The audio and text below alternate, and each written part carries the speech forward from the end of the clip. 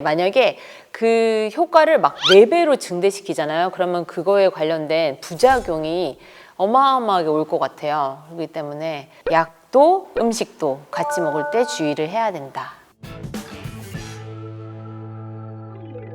Welcome to Jenny's Drugstore. 안녕하세요. 약사 제니입니다. 네, 오늘 제가 약과 음식 간의 상호작용에 대해서 이야기를 나눠보는 시간을 가질 텐데요. 네, 음식은 워낙 어마어마하게 많잖아요. 그리고 약도 많고 또 영양제도 많고 우리가 먹는 게 사실 생각해보면 어마어마하게 많은데요.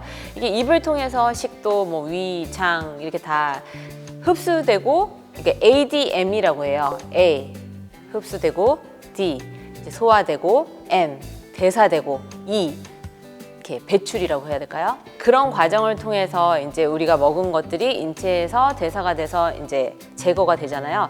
그런데 약이나 음식이랑 똑같이 그 과정을 거칩니다. 그렇기 때문에 이게 약도 먹고 음식도 먹으면 이렇게 상호작용을 일으킬 수밖에 없어요. 한 가지 예를 들면 약도 그렇지만 일단 약을 먼저 말씀을 드릴게요. 약을 먹었을 때 한 20-30분 있다가 약이 우리 혈중 농도에서 이렇게 올라가면서 그래프를 그리면서 일정한 농도를 유지를 해요. 근데 이 유지를 하다가 이게 떨어지기 전에 우리가 또 바로 섭취를 해서 이 혈중 농도를 유지해주는 역할을 하는 게 약이고, 그래서 약마다 하루에 3번 먹어야 되는 거, 하루에 2번 먹어야 되는 거, 하루에 1번이면 충분한 것들이 있는데요. 다 그 약의 ADM이랑 관계가 있기 때문에 뭐 사용 설명서에 그렇게 써 있는 거예요. 그냥 뭐 이 약은 좀 멋있어 보이려고 하루에 1번 뭐 이런 게 아니라는 거죠. 네, 다 이유가 있고 이제 과학적인 근거가 있는 건데, 일단 약을 드실 때 우리가 카페인이나 뭐 술 뭐 이런 거랑 드시지 않는 거는 다들 알고 계시죠? 제가 지난 영상에 아주 오래됐지만 네, 약은 뭐랑 같이 먹으면 좋나요? 하는 영상을 찍은 바가 있습니다. 그거 한번 참고해 주시면 좋겠고요. 답은 물입니다. 무조건 물이랑 드시는 거를 추천할게요. 근데 이제 날씨도 이렇게 더워지고 하다 보니까 이제 제가 아주 애용하는, 아주 정말 러브하는 과일이 하나 있습니다. 뭘까요? 특히 다이어트 시기에 가장 좋아하는 과일이 자몽입니다. 네, 자몽은 칼로리도 되게 낮고요.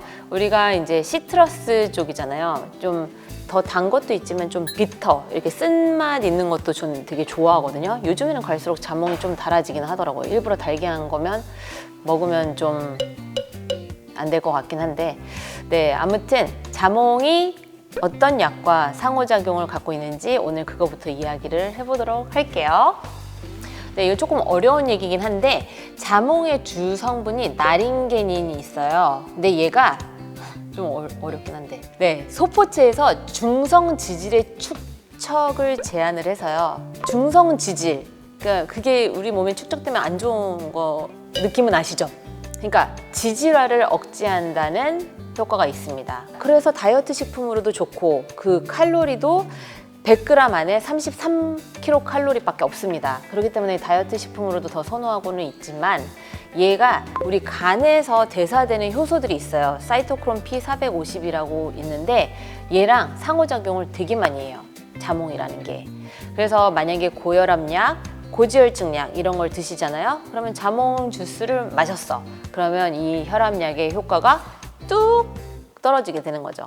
뭐 높아지게 된다던가 뭐 이런 어마어마한 상호작용을 이 자몽 주스, 뭐 자몽이 하고 있고요. 뭐 혈압약도 그렇지만 바이러스 약, 뭐 진해제, 뭐 모든 약이 다 그런 건 아니지만 그 대표적인 약들이 이제 있는데 상호작용하는 게 정말 수십 개 될걸요. 그래서 자몽 주스는 웬만하면 드시지 않는 게 좋고, 이 약이 자몽 주스와 상호작용이 있는지 그거를 전문가랑 상담을 하시고 나서 이제 자몽 주스를 드시는 걸 권하겠습니다. 아니면 약 먹고 한 뭐 2-3시간 있다가 드시면 되지 않을까라는 생각도 해봅니다. 약효가 그래도 저는 이제 만약에 하나 먹었을 때 항상 하나 정도는 나와야 된다고 생각을 하거든요. 그 약간 사망이랑 관련되지 않은 질환이면 그나마 나은데, 만약에 그 효과를 막 4배로 증대시키잖아요. 그러면 그거에 관련된 부작용이 어마어마하게 올 것 같아요. 그렇기 때문에 네, 약도 음식도 같이 먹을 때 주의를 해야 된다.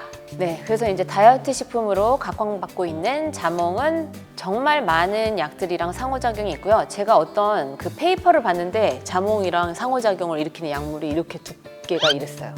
이 정도로 있었고, 오렌지는 이제 자몽에 있는 그 특별한 그 성분은 없지만 오렌지 주스 같은 경우도 상호작용이 많이 있거든요. 그래서 오렌지 주스, 자몽 주스 이런 거 드실 때 그런 거 체크하시는 게 중요하고요. 그 다음에 이제 바나나입니다. 바나나 왜 드세요? 좀 달기는 하지만 다이어트 식품, 특히 운동하시는 분들한테 왜 인기가 많은지 아세요? 사실 바나나에는 칼륨이 되게 많아요. 칼륨. 근데 칼륨이 나트륨이랑 약간 반대 기능을 하는 거 혹시 아세요? 미네랄이잖아요.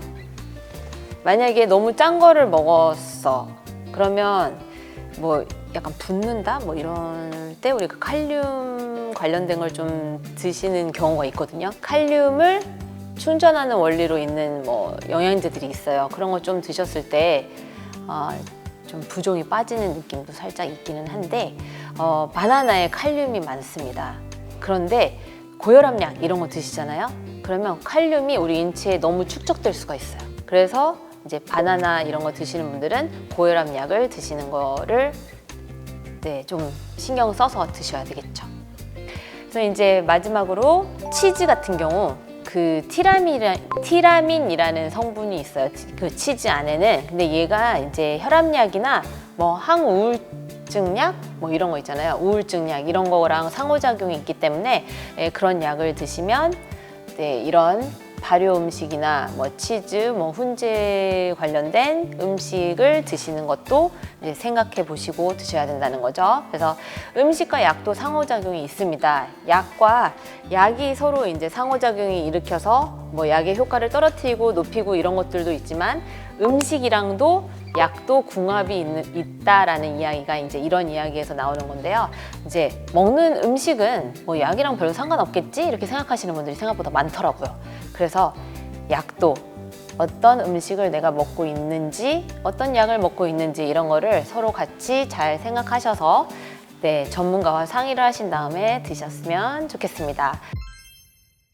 좋아요, 구독 부탁드립니다. 바이바이. 다음에는 2편에서 더 많은 음식 알려드릴게요.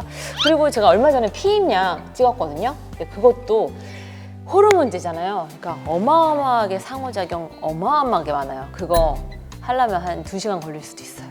네, 건강한 삶을 추구하는 약사 제니였습니다. 바이바이.